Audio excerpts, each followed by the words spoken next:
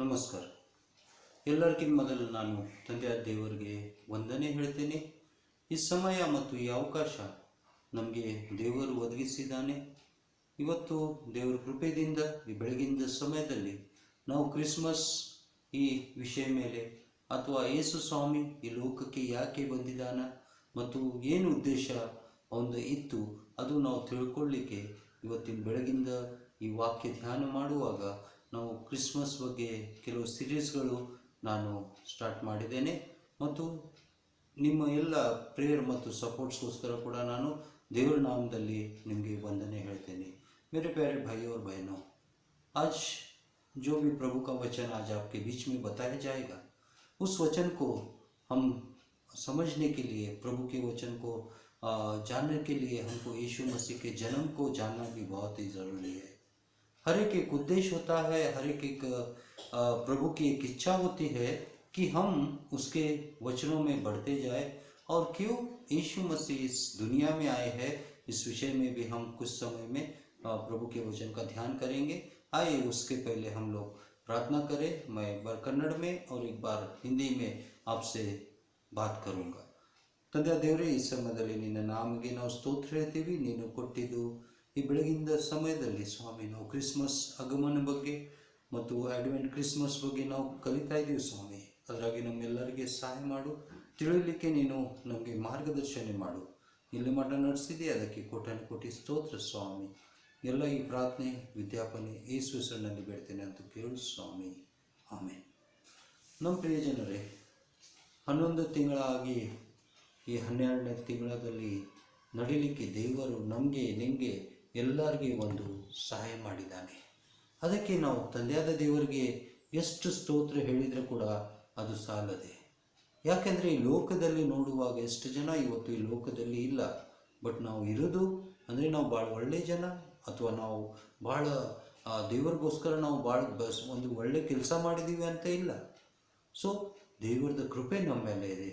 भाइयों बहनों, आज हम लोग इस दुनिया में ज़िंदा है. इसका मतलब ये नहीं कि परमेश्वर को हमने कुछ दिया है या परमेश्वर के लिए हमने कुछ किया है, लेकिन परमेश्वर की कृपा से ही आज हम लोग ज़िंदा है. तो आइए आज वचन का हम लोग ध्यान करेंगे. और उस वचन में आज मैं आपसे यीशु मसीह के वंश में जो 4 स्त्रियाँ जन्म हुए थे उनके बारे में मैं आपसे कुछ बताना चाहता हूँ. और आइए हम लोग ये सोचेंगे कि अगर आपके कोई भी कमेंट्स है, अगर मेरे विचार आपको कहीं पे गलत लग रहे हैं तो आप ज़रूर मुझसे कांटेक्ट कीजिए. और मेरा नंबर है 9902204787 9902204787. तो यहाँ पे हम लोग सबसे पहले देखेंगे कि मत्तिया या उसको अलग अलग नाम दिया है. और मत्तय का मतलब है परमेश्वर का अनुग्रह या परमेश्वर का गिफ्ट ऑफ द गॉड, या परमेश्वर की ओर से कोई बख्शिश मिला हो. और इस तरह से जैसे हम लोग गिफ्ट देते हैं, उपहार देते हैं, उस तरह से इसका नाम है. और उसी तरह से यूहन्ना का मतलब भी गिफ्ट ऑफ द गॉड ही है, परमेश्वर के ओर से मिला हुआ गिफ्ट ऑफ द गॉड. सो नाम में भी बहुत कुछ प्रभु के वचन को हम लोग सीख सकते हैं. ನಮ್ಮ ಪ್ರಿಯ ಜನರೇ, ಇಲ್ಲಿ ನಾವು ನೋಡುವಾಗ ಹೆಸರಿನಲ್ಲಿ ಸಂದೇಶ ಅಡ್ಕೊಂಡಿರ್ತೈತಿ. ಭಾಳ ಸಲ ನಮಗೆ ಸಂದೇಶ ಅರ್ಥ ಮಾಡಬೇಕು ಅಂದರೆ ನಮಗೆ ಹೆಸರುಗಳು ದ ಮೀನಿಂಗ್ಸ್ ನಾವು ನೋಡೋದು ಭಾಳ ಇಷ್ಟ ಇದೆ. ಸೊ ಅದಕ್ಕೆ ಉದಾಹರಣೆಗಾಗಿ ನಾನು ಮತ್ತೆ 1ನೇ ಅಧ್ಯಾಯ 1ನೇ ವಚನದಲ್ಲಿ ನೋಡುವಾಗ ನಾವು ಅಲ್ಲಿ ಏನು ನೋಡ್ತಾ ಇದ್ದೀವಿ ಅಂದರೆ, ಮೊದಲು ಹೆಡಿಂಗ್ ಅದಕ್ಕೆ ಯೇಸು ಸ್ವಾಮಿದ ವಂಶಾವಳಿ ಅಥವಾ ಯೇಸು ಸ್ವಾಮಿದ ವಂಶ ಬಗ್ಗೆ ಅಲ್ಲೇ ಮಾತಾಡಿದ್ದಾರೆ. ಯೇಸು ಸ್ವಾಮಿ ಯಾವ ವಂಶದಿಂದ ಬಂದಿದ್ದಾರೆ. ಆಮೇಲೆ ಇಲ್ಲಿ ಹಿಂದಿದಲ್ಲಿ ಬರೆದಿದೆ, ಅಬ್ರಹಾಂ ಕಿ ಸಂತಾನ, दावीद के वंशज, ಯೇಸು ಮಸೀಹಿ ಕಿ ವಂಶಾವಳಿ. ಸೊ ಇದಕ್ಕೆ ನಾವು ಇಂಟರ್ಪ್ರೇಟ್ ಮಾಡುವಾಗ ಅಬ್ರಹಾಂ ಅಂದರೆ ಕುಲ್ಪಿತ, ಆಮೇಲೆ ದಾವೀದ್ ಅಂದರೆ ದೇವರಿಗೆ ಪ್ರಿಯ ಆದನು, ಆಮೇಲೆ ಮಸೀಹ ಅಂದರೆ ಅಭಿಷಿಕ್ತನು, ಆಮೇಲೆ ಯೇಸು ಅಂದರೆ ರಕ್ಷಕ. ಸೊ ಇಲ್ಲಿ ಇದಕ್ಕೆ ನಾವು ಒಂದು ಸೆಂಟೆನ್ಸ್ ತಯಾರು ಮಾಡಬೇಕು ಅಥವಾ ರೆಡಿ ಮಾಡಬೇಕು ಅಂದರೆ, ಅಬ್ರಹಾಂ ಅಂದರೆ ಕುಲ್ಪಿತ, ಅಂದರೆ ಕುಲ್ಪಿತ, ದೇವರಿಗೆ ಪ್ರಿಯವಾದ, ರಕ್ಷಕ, ಅಭಿಷಿಕ್ತ, ಅರಸ. ಸೊ ಅದು ಇಂಗ್ಲೀಷ್ದಲ್ಲಿ ಇಲ್ಲಿ ಯೇಸು ಸ್ವಾಮಿದ ಹೆಸರು ಮೊದಲು ಬಂದಿದೆ. ಸೊ ರಕ್ಷಕ, ಆಮೇಲೆ ಅಭಿಷಿಕ್ತ, ದೇವರಿಗೆ ಪ್ರಿಯವಾದ, कुलपिता. सो ये रीतिंद सो यहाँ पे हम लोग जो पहले वचन में हम लोग देखते हैं कि अब्राहम का मतलब जो है वंश का पिता या ना राष्ट्रों का पिता, और बाद में दाऊद का मतलब है परमेश्वर का प्यारा, और यीशु का मतलब है बचाने वाला, और अभिषिक्त यानी मसीहा का मतलब है अभिषिक्त या राजा. तो इसको हम लोग अगर एक सेंटेंस में करेंगे, राष्ट्र का पिता, परमेश्वर का प्यारा और बचाने वाला वो राजा है. और इस तरह से हम लोग यहाँ पे उनके नाम में यीशु मसीह की गवाही को हम लोग देखते हैं. और इसी रीति से हम लोग यहाँ पे 4 स्त्रियों के बारे में भी यहाँ पे अगर हम लोग ध्यान करेंगे तो वहाँ पे भी हम लोग क्या देखेंगे कि वहाँ पे तामार, रहाब, बत्शेबा, रूत और बत्शेबा, इन 4 स्त्रियों का नाम भी हम लोग वहाँ पे देखते हैं. तो तामार का मतलब है पाम ट्री यानी खजूर का पेड़, या खजूर के जो खजूर होता है उसको तामार इस नाम से जाना जाता है. और बाइबल में करीबन 3 तामार है. और पहले यहाँ पे हम लोग पुराने नियम में जो 38 अध्याय में देखते हो यहूदा की बहू है, और दूसरी जो देखते हैं कि दाऊद राजा की एक बेटी तामार है जिसको अम्नोन उसके साथ व्यभिचार करता है, और तीसरी बेटी है अब्सलोम की बहन, अब्सलोम की बेटी, उसका नाम भी तामार है. और इस तरह से तामार का मतलब है एक खजूर का पेड़ की यानी खजूर. और यहाँ पे उसी तरह से राहब का मतलब है ब्रॉड या लार्ज, और रूत का मतलब है कंपेनियन या फ्रेंड या दोस्त, या बत्शेबा का मतलब है डॉटर ऑफ ओथ या डॉटर ऑफ ओथ यानी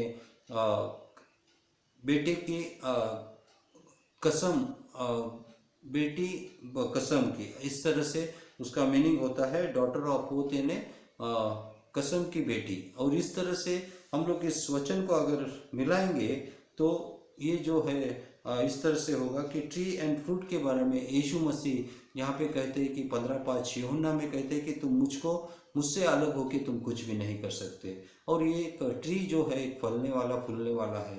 और इसी तरह से जब यीशु मसीह यरूशलेम में आए थे तो लोगों ने उनका स्वागत किया था, वो भी खजूर के उन पत्तियों की जैसे उसने उनका स्वागत किया था. और अबेंडेंट लाइफ जॉन 10:10 में वो यीशु मसीह कहता है कि मैं तुम्हें बहुत तायत से मैं तुमको आशीष देने आया हूँ.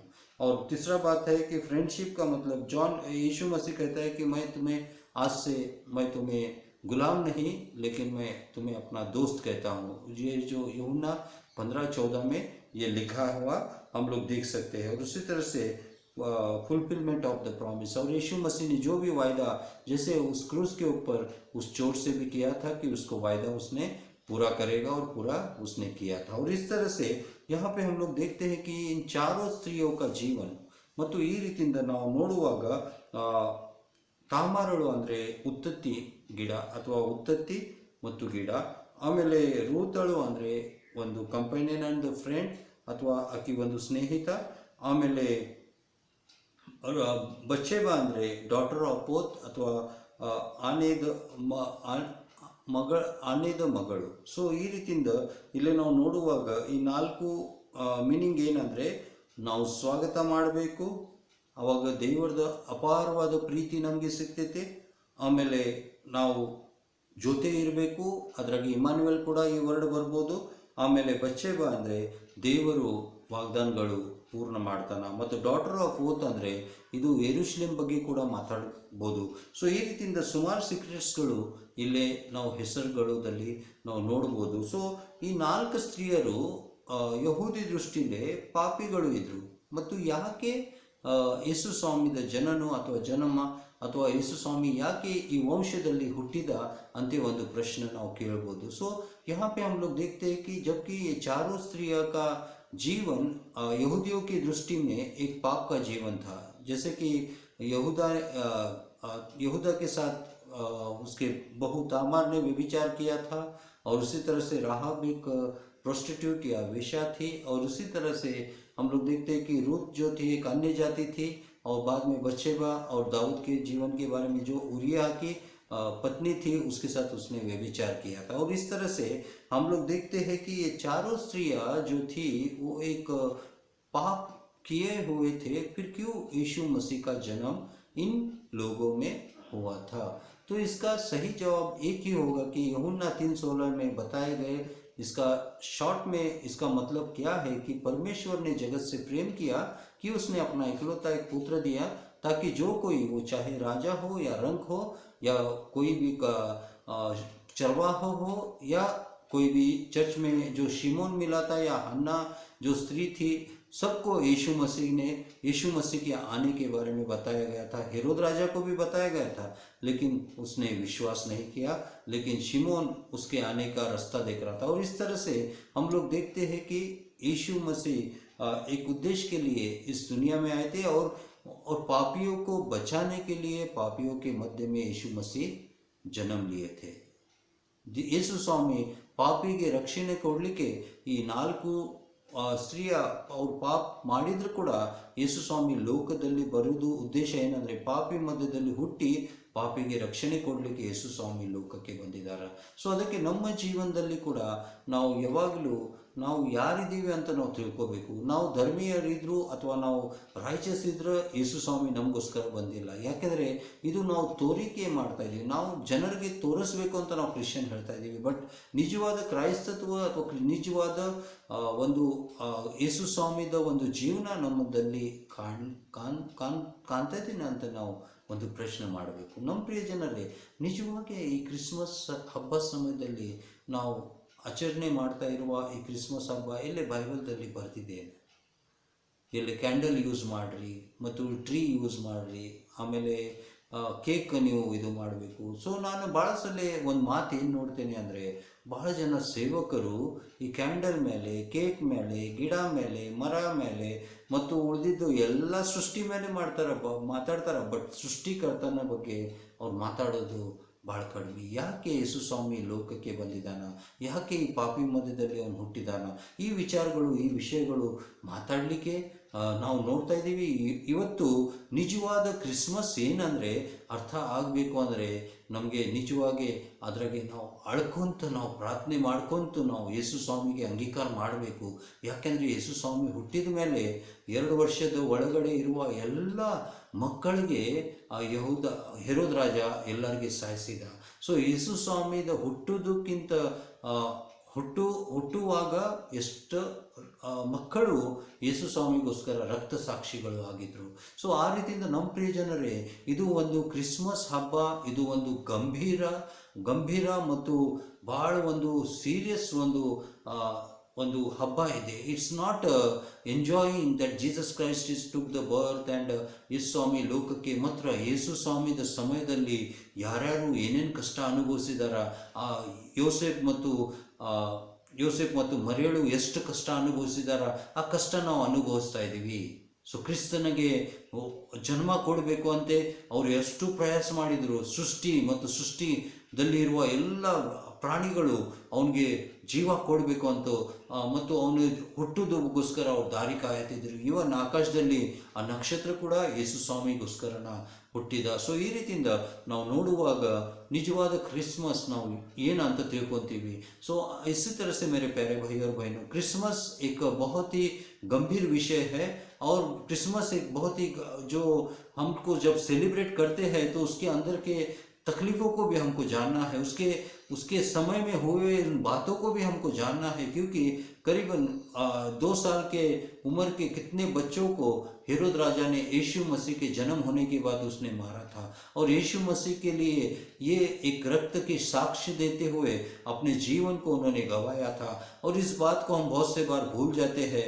और कैसे यूसुफ और मरिया इन दोनों ने कितने तकलीफ़ों से इस बच्चे को जन्म देने के लिए और जन्म देने के बाद उसको बचाने के लिए कितने कोशिश किए थे, और तभी यीशु मसीह का जन्म हुआ था।